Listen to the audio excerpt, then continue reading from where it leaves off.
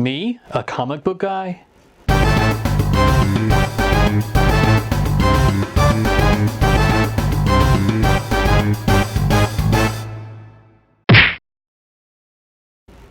Now, I've done some comic book reviews on this channel before.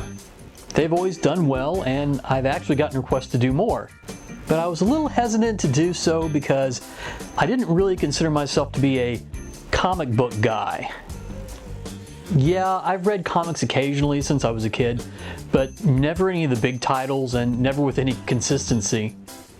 They were usually movie or TV tie-ins like Star Wars, Raiders of the Lost Ark, Battlestar Galactica, and Star Trek. Yeah, I'm a 70s and 80s kid. And over the next 20 or so years, I probably only read a handful of them. But then another TV tie-in got me reading again. Back in 2007, Dark Horse started publishing the Buffy the Vampire Slayer Season 8. And while reading it, I started noticing other titles that I thought looked interesting.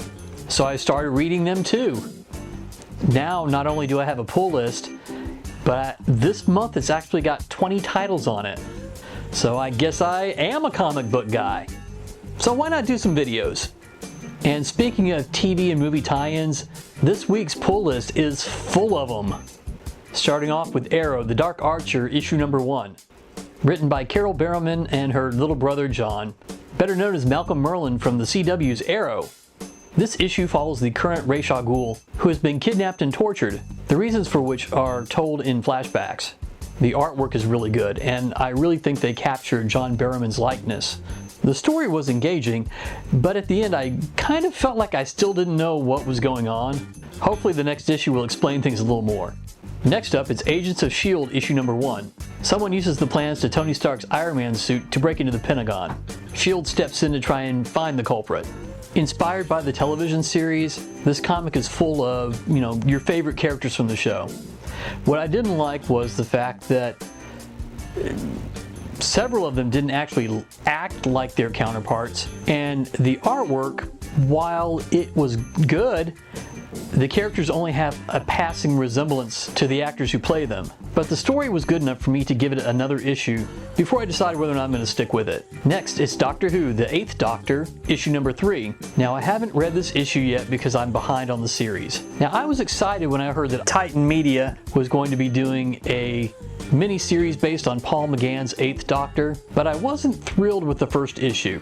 I do plan to catch up soon though, so hopefully it does get better. Next, it's issue 150 of The Walking Dead. Seems like we just had the 100th issue, now here we are at 150.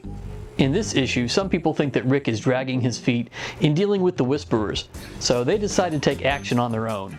Andrea has a very awkward mom moment, and Dwight decides to leave Sanctuary.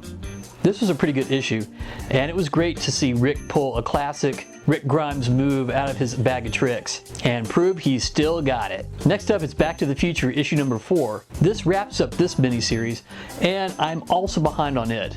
I haven't always been thrilled with the writing, but I think it's kind of neat how they do each story in a different artistic style. So I do look forward to catching up. And last but not least, it's Constantine, the Hellblazer, issue number 8. In this issue, John gets blackmailed into a partnership with his old foe, Papa Midnight.